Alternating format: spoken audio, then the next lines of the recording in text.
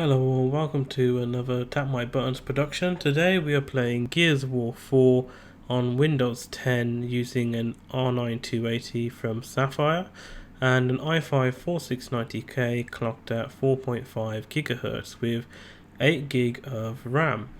And I've got to say that the game is extremely well optimized and gives you a ton of options to play at 1080p 60 frames per second or even 4K 60 frames per second. It has a ton of options here for every single setup that you can think of. Doesn't matter if you're playing with an GTX 970 and an i3 processor, or you're playing on something like a GTX 750 Ti. There's plenty of options here to get the game optimized for your hardware, whatever setup you got here.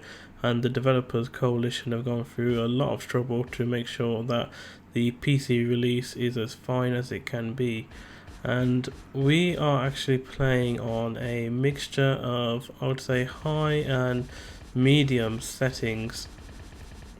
Within the quality settings, there's low, medium, high, and ultra, which is of course recommended for those who may have a Pascal Titan X or GTX 1080, or even somebody who owns a GTX 1070 as well.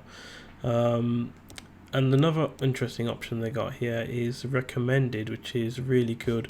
So what the game will do is it'll look at your setup and your graphics card and optimize the game based on your hardware and pick out the best options for you. So according to the game, we are best with our setup is best off playing with a mixture of high and medium settings, which should give us a rough FPS of about 50 to 60 frames per second. Now we are playing on an ultra-wide monitor, and I do have things such as VSync enabled, as it's not a G-Sync or FreeSync panel that I'm playing on today.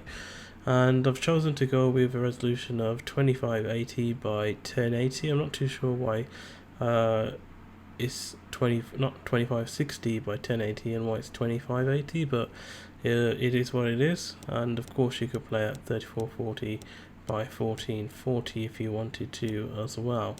But for sake of today's video, we are playing at 2580 by 1080 with frame rate limits set to unlimited. And another great option here for the ultra-wide viewers today is that there is a field of view option, which is always good to see, and the game definitely supports the ultra-wide resolution very, very well. Let's apply to that. And here in the advanced panel we have dynamic resolution scaling. So what that will basically do, as it says down there, is it will basically scale down the resolution. The resolution will basically fluctuate depending on the scene, and what it will do is it will try to pick the best resolution for that moment to give you the most optimal FPS at that moment in time. And we also got asynchronous compute enabled as well, which in recent benchmarks has shown to favor AMD hardware. Whether it favors AMD hardware in this game is yet to be seen across all GPUs. But on this particular GPU today that we're playing on, I have tested it on and off, and it's about a difference of about maybe 3 frames per second. So even if you got an older GPU like I have today with the R9 280, something in the 200 series, you'll definitely see some sort of benefit as well. But enough of talking and showing you the options that we got here.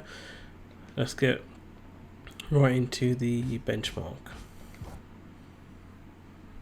As you can see here as well in the loading menus, the images in the background are slightly stretched, but they do mostly fit the ultra-wide resolution quite well. I've noticed whenever I start the benchmark, it does tend to stutter on the first time, but it's not always the case in the game actually. What I've noticed is it only happens in the benchmarking utility.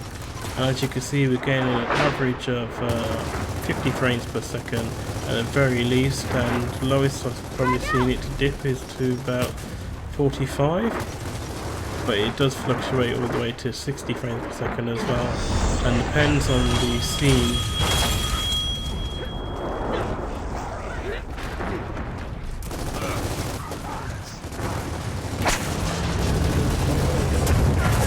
As you can see here, we're getting roughly about 40 frames per second. Of course, there is a lot going on here with all the particle effects and all the environment and destruction that's going on too. And considering we're running an ARM graphics card, FPS is quite good. So as you can see here, overall the result is an average of 47 frames per second with I'll say a mixture of high and medium settings. Now of course you can change any of those settings to whatever you want.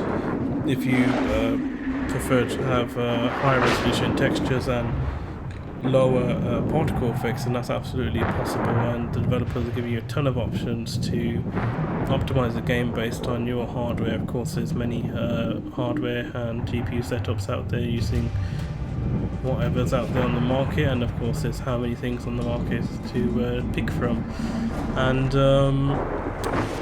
if anything, it doesn't matter if you've got 750 Ti or even an R9 280, you can definitely play this game if you've got a GPU along those lines. And I think you'll find that you won't have a problem playing this game at all even if you got something like a 750 Ti with the options available here today. And I hope that's helped you guys with a similar setup to mine.